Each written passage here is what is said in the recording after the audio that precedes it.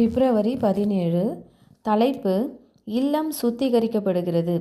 தேவனே, சுத்த இருதயத்தை என்னிலே சிருஷ்டியும், நிலைவரமான ஆவியை என் உள்ளத்திலே புதுப்பியும்.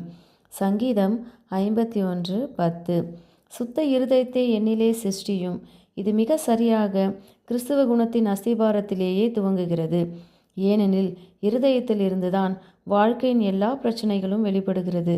ஊழியர்கள், மக்கள் என அனைவரும் தங்கள் இருதயங்கள் தேவனால் அங்கீகரிக்கப்பட்டுள்ளதா என்பதை நிச்சயப்படுத்தி கொண்டால் எடுக்கப்படும் பிரயாசத்திலிருந்து மிக பெரிய பலன்களை நாம் காண வேண்டும். எந்த அளவிற்கு உங்கள் பணி முக்கியமானதும் பொறுப்பு நிறைந்ததுமாய் இருக்கிறதோ அந்த அளவிற்கு நீங்கள் சுத்தமான இருதயங்களை வைத்திருக்க வேண்டிய மாபெரும் அவசியம் அங்கே காணப்படுகிறது. தேவையான கிருபை வழங்கப்பட்டு இக்காரியத்தில் நீங்கள் எடுக்கக்கூடிய ஒவ்வொரு முயற்சியிலும் பரிசுத்த ஆவியானவரின் வல்லமை கிரியை செய்யும். தேவனுடைய ஒவ்வொரு பிள்ளையும் ஊக்கத்தோடும் விடாமுயற்சியோடும் அவரை தேடினால் கிருபையினால் மாபெரும் வளர்ச்சி அங்கே காணப்படும். கருத்து வேறுபாடுகள் முடிவு பெறும். விசுவாசிகள் ஒரே இருதயத்தோடும் ஒரே சிந்தையோடும் இருப்பார்கள். சபையில் பரிசுத்தமும் அன்பும் நிலவும். நோக்கி பார்ப்பதினால் நாம் மாற்றமடைகிறோம். கிறிஸ்துவின் குணத்தை எத்தனை அதிகமாக சிந்திக்கிறீர்களோ அத்தனை அதிகமாக அவருடைய சாயலுக்கு ஒப்பாக மாறுவீர்கள். நீங்கள் இருக்கிற வண்ணமாகவே இயேசுவிடம் வாருங்கள். அவர் உங்களை ஏற்றுக்கொள்வார். உங்கள் நாவில் புது பாட்டையும் தேவனை துதிக்கும் துதியையும் தருவார்.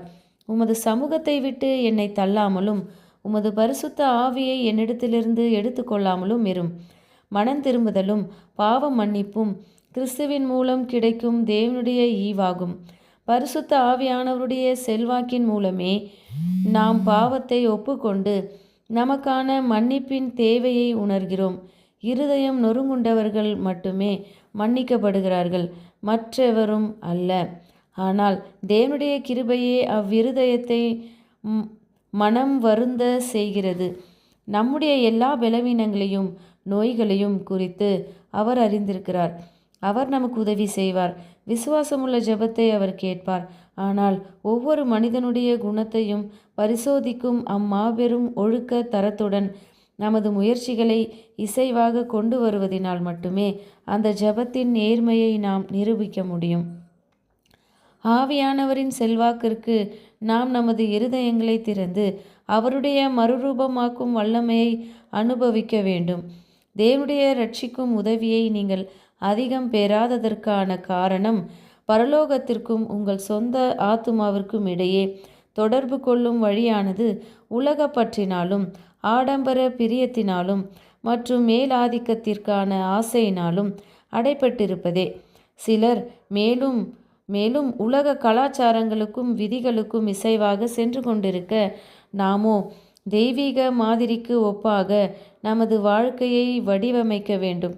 உடன்படிக்கையில் உண்மையுள்ள நமது தேவன் தம்முடைய இரட்சிப்பின் சந்தோஷத்தை நமக்கு புதுப்பித்து இலவசமாக கொடுக்கப்பட்ட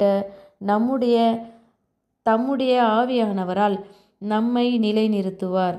ஆமேன்.